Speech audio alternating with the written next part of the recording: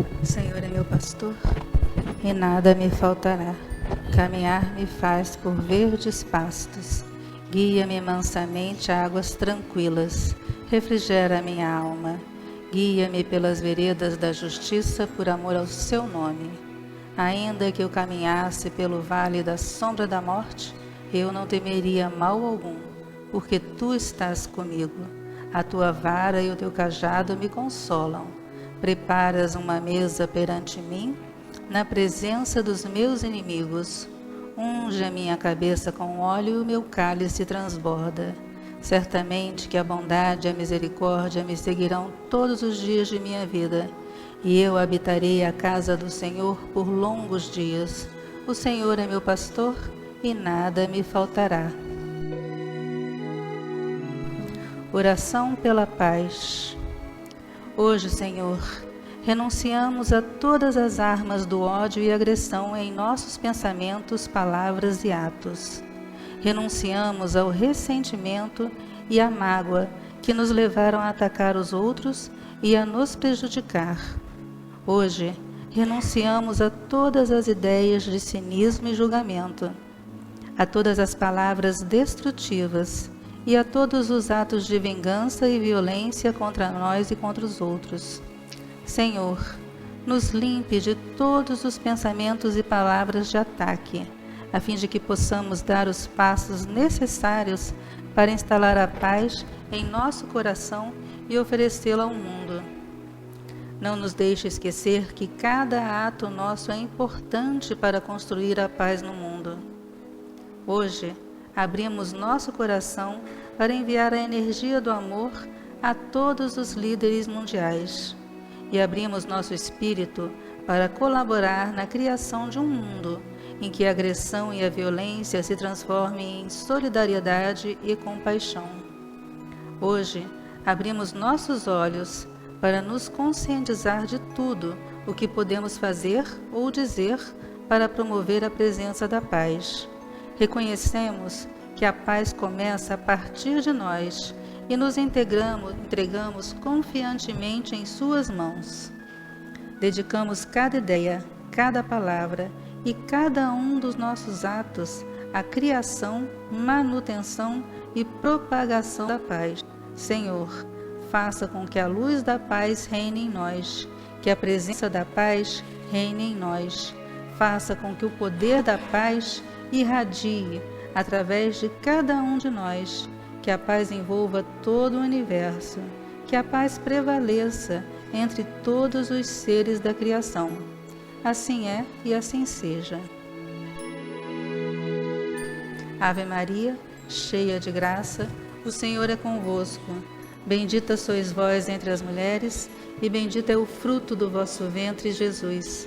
Santa Maria, Mãe de Jesus, rogai a Deus por nós, pecadores, agora e na hora de nossa morte. Pai nosso que estais nos céus, santificado seja o vosso nome. Venha a nós o vosso reino. Seja feita a vossa vontade, assim na terra como no céu. O pão nosso de cada dia nos dai hoje. Perdoai as nossas ofensas, assim como nós perdoamos a quem nos tem ofendido. Não nos deixeis cair em tentação, mas livrai-nos do mal.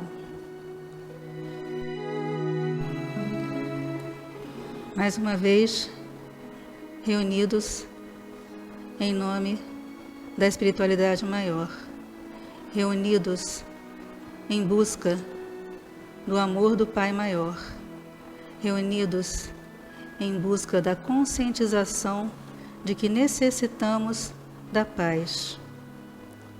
Então, juntos, nós vamos saudar a toda a criação, a todos os orixás, saudar a Oxalá, nosso Pai maior, pedindo que a energia de Oxalá se estabeleça no nosso planeta, a energia do amor e da paz. Saudamos a Xangô, orixá que rege a nossa casa, também pedindo, mais uma vez, pela justiça divina em nossas vidas, e no nosso planeta. Saudamos a Iemanjá, a Oxum e a Obaluauê. E que a vibração de todos os orixás penetre em nosso campo vibratório, trazendo o equilíbrio para o nosso dia a dia, para o nosso processo kármico, às vezes tão difícil. Nós saudamos a corrente de Francisco de Assis e pedimos que Francisco nos traga o seu amor, a sua paz, a sua tranquilidade. Saudamos ao Caboclo Tupinambá, que ele nos traga também o equilíbrio necessário para o nosso dia a dia.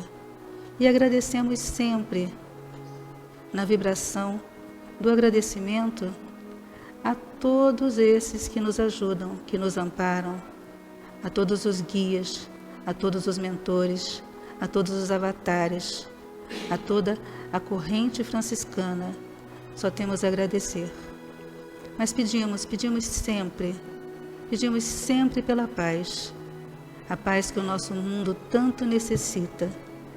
Então pedimos que a energia da paz envolva todos os povos que se encontram em guerra, que envolva governantes e governados, envolva líderes religiosos, que a energia da paz se faça no nosso país, no Brasil, que se faça em nossos lares, mas que se faça principalmente em nossos corações, para que possamos ser nós os mensageiros da paz de Francisco de Assis. Nós pedimos também por todos que sofrem o abandono, a desilusão, por todos que perderam tudo, por todos que se encontram desorientados, sem rumo, por todos que estão nas ruas passando necessidade, por todos que estão nos hospitais, nos asilos, nos presídios, nas clínicas psiquiátricas, nos orfanatos, por todos que estão num leito de dor. Pedimos pelos suicidas, que eles sejam envolvidos na luz. Pedimos também pelos obsessores, pelos nossos obsessores e pelos obsessores de todos, que eles sejam apaziguados pela luz do Pai Maior e envolvidos na paz também. Pedimos por todas as crianças do mundo e pelas crianças da creche Santa Clara e agradecemos a todos aqueles que de alguma forma nos ajudam a Casa de Francisco de Assis a realizar o seu trabalho espiritual e o seu trabalho material. E por fim nós pedimos que a espiritualidade maior envolva e atenda todos os nomes que foram colocados em nossa caixa de pedidos e que todos sejam abençoados. Graças a Deus. Da sabedoria do Evangelho de Torres Pastorino, o maior serve ao menor. Lucas, capítulo 22, versículo 24 a 30. Surgiu também neles uma dúvida: qual deles seria o maior? Jesus disse: os reis dos povos dominam sobre eles, e os chefes deles são chamados benfeitores. Mas vós não sejais assim, porém o maior em vós se torne como o menor. Pois quem é o maior? O que se reclina à mesa ou o que serve? Não é o que se reclina? Vós sois os que permaneceram comigo nas minhas experiências, e eu vos confio um reino, como o Pai me confiou, para que comais e bebais à minha mesa no meu reino, e vos sentarei sobre tronos para discriminar as 12 tribos de Israel. Esta discussão ocorreu no momento em que os discípulos se estavam a acomodar à mesa, cada qual julgando-se com o direito de ocupar os primeiros lugares. E vemos Jesus erguer-se de seu posto imediatamente, dando logo o exemplo pessoal do modo de servir, ao lavar os pés de seus discípulos, após o que repassa a lição. Comentários de Torres Pastorino. Foi uma das mais completas e perfeitas lições do Cristo a respeito da maneira de agir das criaturas. Inicialmente, feita a provocação da aula, pelo fato de os discípulos disputarem os lugares, precedências e méritos, é dada a teoria.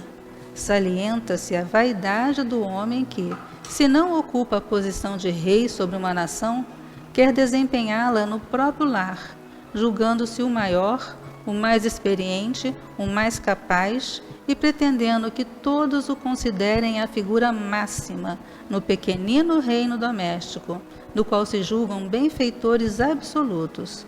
Todos lhe devem respeito, obediência e serviço. Convosco assim não seja. O maior deve comportar-se como se fora o menor. Os que estão à mesa do banquete não são mais importantes do que aqueles que servem?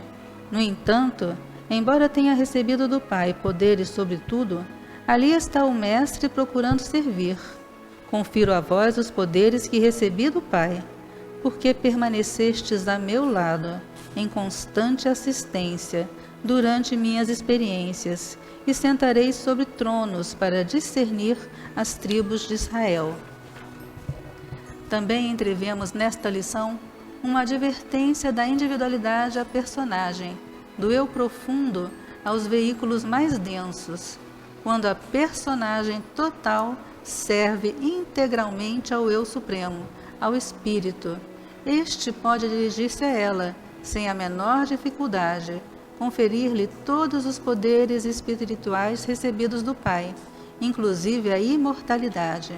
E, além disso, em vista de a personagem haver permanecido fiel durante as experiências e provações duras do espírito, convidá-la a sentar-se à sua mesa, no festim da imortalidade, colaborando no governo do planeta. Muitos avatares, entre os quais o próprio Jesus, assim agiram e agem, donde Paulo haver perguntado: onde está, ó morte, a tua vitória? Então, esse evangelho aí bem curtinho, né? Falando sobre o maior que serve o menor. Jesus observa o comportamento dos seus discípulos, tá? Ao disputarem o melhor lugar à mesa, que seria ao lado de Jesus, é claro, né? E observa a infantilidade desse comportamento. E tentando trazer um ensinamento, mostra que o maior é quem deve servir ao menor. Por quê? Ele sabe que ele tem luz suficiente e não precisa mais disputar espaços, não precisa mais lutar por posições, não precisa se destacar para ser alguém. Ele simplesmente sabe que a luz que ele emite é suficiente para que os que estão ao lado dele se sintam amparados. Então a energia de Jesus é tão poderosa que veio para servir e não se envergonha de servir. Ele sabe que essa é a missão dele. Então, Jesus traz esse ensinamento lavando os pés dos discípulos, numa atitude de humildade extrema, que muitos de nós não teríamos coragem de fazer, lavar os pés de outras pessoas, né? Ainda mais se forem pessoas desconhecidas. É a energia de Jesus que estava vibrando naquele momento, mostrando que ele, mesmo sendo o maior, ele não tinha necessidade de se destacar. Todos nós, ele cita aqui, o tirano do lar, né? O tirano do lar é aquela pessoa que não tem poderes fora, mas que dentro da sua casa ela exerce um poder absoluto, de comando, de não ser contrariado ou contrariada, tá? Porque o tirano do lar pode ser homem ou mulher, independe, né? Mas aquela pessoa que exige, que quer o controle de tudo. Isso a gente vê nas famílias, vê nas empresas, vê nas relações de trabalho, pessoas que se sentem maiores, melhores. E então, essas pessoas que ainda agem assim, não compreenderam a mensagem do Cristo. Por quê? A mensagem do Cristo é amar.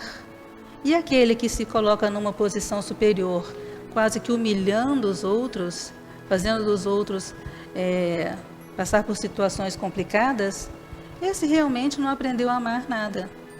Então, serão necessárias novas reencarnações para que seja aprendido essa lição de que o maior pode e deve servir ao menor. Serão reencarnações provavelmente dolorosas, porque a lei de causa e efeito atuará fortemente. Então a gente tem que parar para observar o nosso comportamento primeiro. O Evangelho sempre fala com a gente de forma que a gente raciocine para entender se o nosso comportamento é compatível com a mensagem do Cristo, tá? De amar.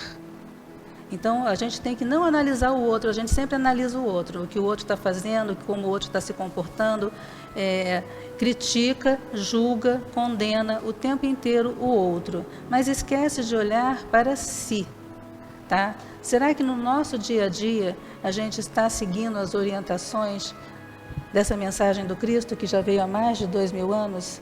Será que no nosso dia a dia a gente se comporta com doçura com a nossa família, ou a gente é o tirano, né? Nos nossos trabalhos, na nossa convivência com os nossos amigos, será que a gente consegue ser esse que serve, ou a gente é aquele que quer ser servido o tempo inteiro? Então a gente tem que analisar o nosso próprio comportamento, porque é o nosso comportamento que criará karmas futuros. Esses karmas podem ser maravilhosos, tá? Que não seriam nem karmas, tá? Uma vida maravilhosa no futuro, mas também podem ser karmas pesados.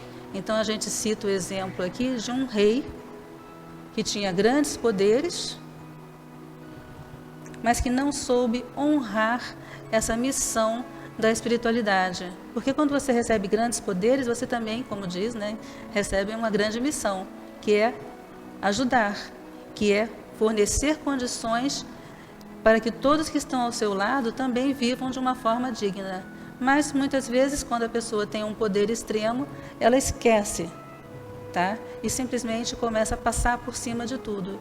Então, numa vida futura, ele se encontra numa posição não mais de rei, mas de um simples servo. E imagina o espírito ao constatar que a lei de causa e efeito o está trazendo para ele uma lição. Ele perdeu a oportunidade de evoluir quando teve essa missão de comando, de poder plantar o bem, de poder servir a todos aqueles que são menores no caso, tá? Porque um rei está superior, né? Teoricamente. Mas ele não aprendeu. Então a gente tem que trazer esse ensinamento para a gente. Será que a gente age como rei, né, nessa vida? Ou será que em vidas passadas nós fomos esse rei e hoje estamos apenas colhendo o que plantamos? Porque a gente só colhe o que planta. Se a gente colhe flores, a gente vai colher flores. Se a gente colhe espinhos, a gente vai colher espinhos. Não há, a lei de causa e efeito, ela é lei e é imutável, tá? Não adianta eu querer plantar espinhos e no futuro colher flores, que não será possível, tá? Serão necessárias encarnações e reencarnações repetidas para que a gente consiga mudar o nosso padrão vibratório para entender finalmente essa mensagem do Cristo, que é necessário aprender a amar. Se a gente não aprender a amar, a gente não vai conseguir evoluir. A gente não vai conseguir passar desse planeta de provas e expiações para o planeta de regeneração para o qual a Terra se transformará no futuro. Nós não teremos vibração necessária para habitar um planeta onde a paz reine. Aí a gente vai no nosso dia a dia, no nosso mundo. O nosso mundo, eu falo isso todo dia que eu venho fazer o Evangelho, o nosso mundo ele está muito difícil, muito violento, muito pesado.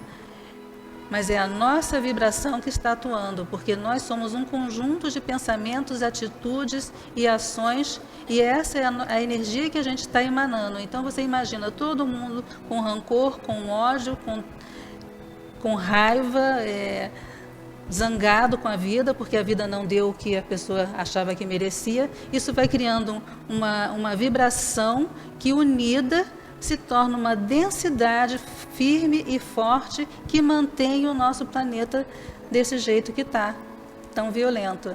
Então todo mundo, se conseguisse mudar um pouquinho o padrão, o nosso planeta se transformaria num planeta mais tranquilo. O Evangelho fala que quando apenas uma pessoa se ilumina, um grande benefício se dará.